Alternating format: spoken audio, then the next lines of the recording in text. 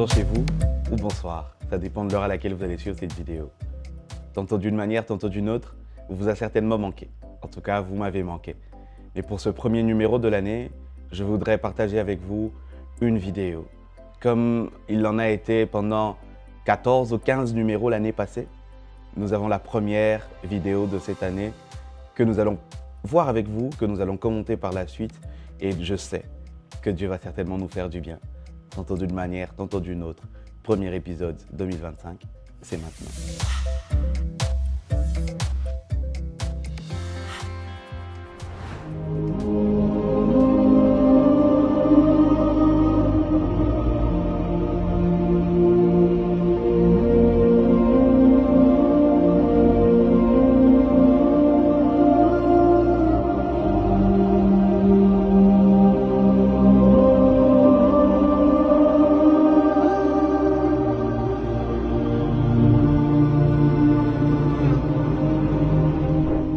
Un homme que vous avez certainement vu en train de parler avec quelqu'un pendant quelques secondes se retrouve sans le savoir être la cible d'un assassin. Quelqu'un qui était là depuis le début de sa conversation avec son ami, mais qui donnait le dos sans que l'on sache, sans que l'on ne prévoie qu'il était là pour le tuer. Il était là, mais personne ne faisait attention à lui jusqu'à ce qu'il vienne derrière cet homme et pointe son arme derrière sa tête. Chose bizarre, alors qu'il a essayé de tirer encore et encore, rien n'est sorti et il s'est enfui. Et ce sont les gens qui sortent du magasin derrière qui disent à l'homme que sa vie était en danger. Il se met à courir et pourtant, même la personne qui voulait le tuer avait déjà fui.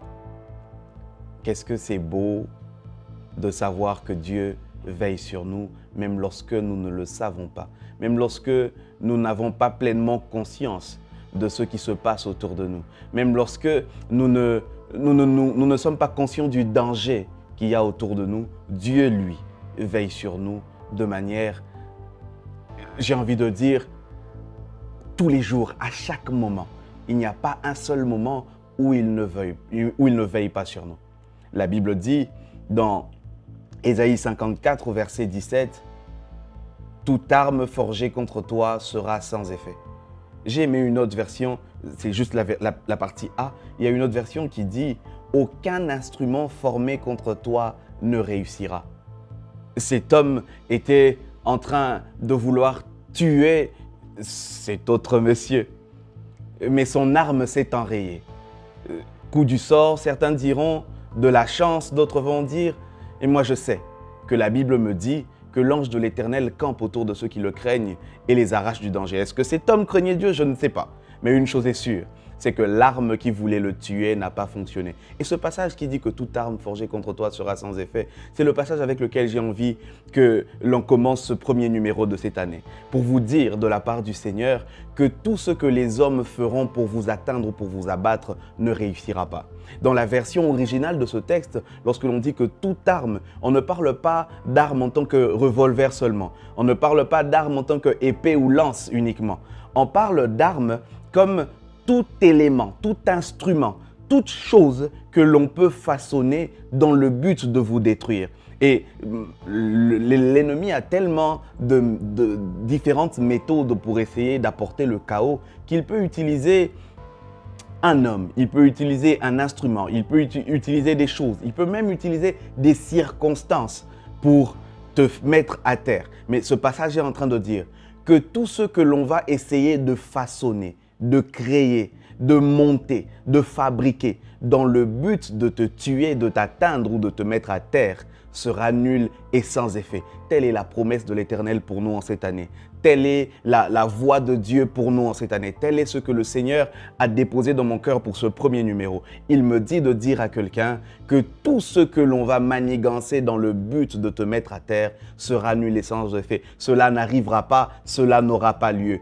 Il ne va pas fonctionner. Je ne sais pas ce que l'ennemi a prévu, je ne sais pas ce que l'ennemi voulait faire, mais son plan a déjà échoué. Il y a un défaut de fabrication dans son arme. arme. Il y a un défaut de fabrication dans ceux qu'ils ont créés. Pourquoi? Parce qu'ils l'ont pointé vers la mauvaise personne. Le défaut de fabrication, c'est que la personne vers laquelle ils sont en train de le pointer, cette arme ne peut pas fonctionner sur lui. Tel est ce que la Bible nous dit.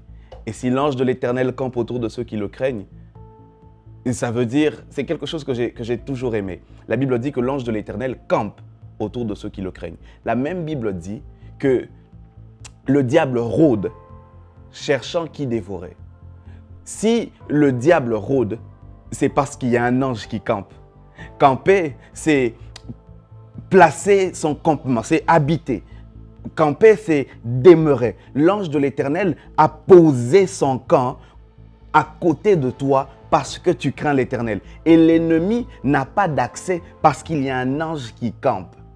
Ceux qui ont habité à côté des camps de militaires, à côté des maisons d'autorité ou à côté des lieux comme la présidence, la Maison Blanche et autres, vous voyez que le périmètre autour de cette maison est gardé, sécurisé par des militaires bien armés pour que l'ennemi ne puisse pas avoir accès à l'intérieur. Ils ont dressé des camps, ils ont placé des habitations. Ça veut dire qu'il y a une veille 24 heures sur 24 pour qu'à aucun moment il n'y ait un temps pendant lequel l'ennemi puisse accéder. C'est exactement ce que l'ange de l'Éternel fait. À tout moment, que vous le sachiez ou pas, que vous soyez conscient ou pas, comme cet homme de cette vidéo, l'ange de l'Éternel est en train de camper et il vous épargne du danger. Je prie en cette année, je prie pour vous, pour quelqu'un aujourd'hui, afin que l'ange de l'Éternel campe autour de vous, afin que l'ange de l'Éternel vous arrache du danger, afin que les armes que l'ennemi a façonnées pour vous détruire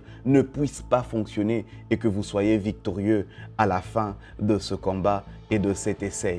Je prie dans le nom de Jésus, afin que le Seigneur soit votre protection et comme il est écrit dans le psaume 91, qu'il vous garde, qu'il vous protège à l'abri du Très-Haut.